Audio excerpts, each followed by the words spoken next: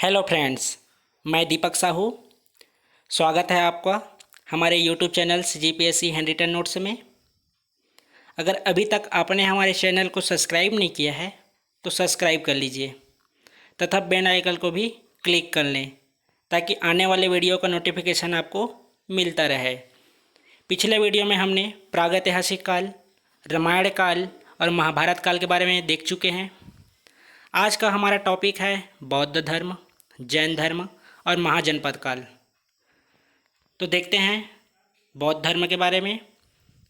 इससे पहले इसके पृष्ठभूमि के बारे में देख लेते हैं कि आखिर बौद्ध धर्म और जैन धर्म का काहे निर्माण हुआ था। तो देखेंगे कि वैदिक सभ्यता में काफ़ी कर्मकांड, सामाजिक एवं धार्मिक बुराई बढ़ चुकी थी, जिसके विरोध में बौद्ध धर्म और जैन धर्म का स्थापना हुआ था।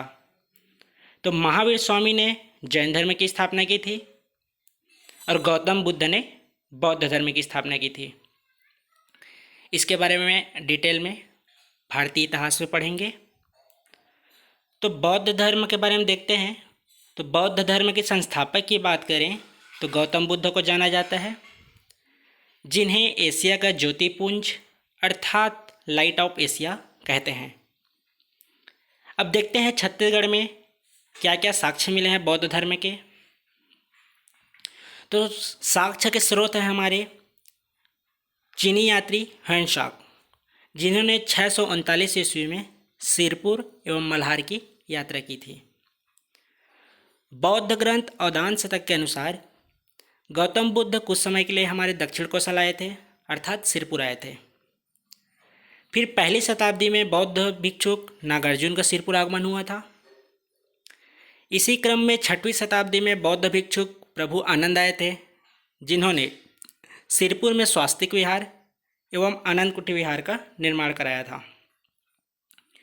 बौद्ध धर्म का साक्ष्य भोंगापाल अर्थात कोंडागांव जिले में भी मिलती है। ये था हमारा बौद्ध धर्म से संबंधित साक्ष्य स्थल। अब देखते हैं जैन धर्म के बारे में। तो जैन धर्म के संस्थापक ऋषभदेव थे, जिन्हें आदिनाथ भी कहा जाता था। लेकिन वास्तविक संस्थापक की बात करें तो महावीर स्वामी को मानते हैं।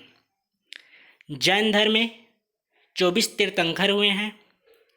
आखिर देखते हैं कि 24 जो तीर्थंकर हुए हैं उनका साक्ष्य हमारे छत्तीसगढ़ में कहाँ कहाँ मिलता है। तो पहले तीर्थंकर ऋषभदेव की जानकारी हमें गुंजी दमऊ दहरा जांजगीर चांपा से प्राप्त होती है। 16वीं तीर्थंकर शांतिनाथ की जानकारी भाटागुड़ा बस्तर से होती है। 23वें तीर्थंकर पार्श्वनाथ की जानकारी हमें नगपुरा दुर्ग से प्राप्त होती है। और 24वें तीर्थंकर महावीर स्वामी का जानकारी आरंग रायपुर से प्राप्त होती है। ये रहे जैन धर्म से संबंधित तीर्थंकर के साक्ष्य। अब देखते हैं महाजनपद काल के बारे में। तो हम जानते हैं कि उत्तर वैदिक काल में लोहे की खोज हो चुकी थी। लोग कबीलाई वर्ग से जनपद के रूप में व्यवस्थित हो रहे थे। यही जनपद आगे व्यवस्थित होकर महाजनपद बने। इसी क्रम में 6वीं शताब्दी में हमारे भारतीय इतिहास का मिलना प्रारंभ होता है। इस दौरान पता चलता है कि भारत में 16 महाजनपद में बांटा गया था। इस काल में छत्तीसगढ़ चेदी महाजनपद के अंतर्गत शामिल था। अब देख लेते हैं चेदी महाजनपद के बारे में। चेदी महाजनपद, जिसकी राजधानी थी शक्तिमती, क्षेत्र था बुंदेलखंड। भारत का भूगोल भी पढ़ेंगे आगे। इस काल में छत्तीसगढ़ को चेतीसगढ़ के नाम से जाना जाता था। इसी क्रम में आगे छत्तीसगढ़ बना, ऐसा है। फिर छत्तीसगढ़ राज्य के नामकरण के विभिन्न मत हैं, जिसके बारे में देखते हैं कि आखिर इतिहासकारों का क्या क्या मत है।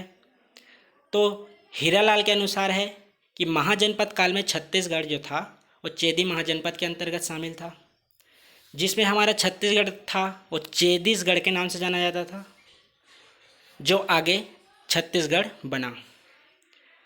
इतिहासकार वेगलर के अनुसार जरासंध के काल में इस क्षेत्र में 36 परिवार पलायन कर यहाँ बस गए थे।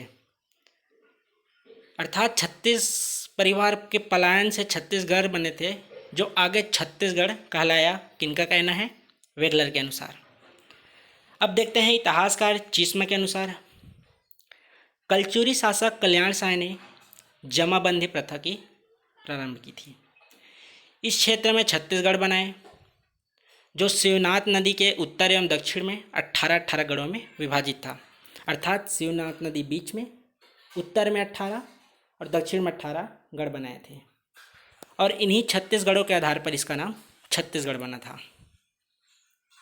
इस तरह से था बौद्ध धर्म, जैन धर्म और महाजनपद काल के साक्ष्य जो हमारे छत्तीसगढ़ से प्राप्त हुए हैं। वीडियो कैसा लगा? आप अपना विचार हमें कमेंट करके ज़रूर बताएं, और वीडियो को अधिक से अधिक शेयर करें ताकि इसकी जानकारी आपके दोस्तों को भी मिले। Thank you.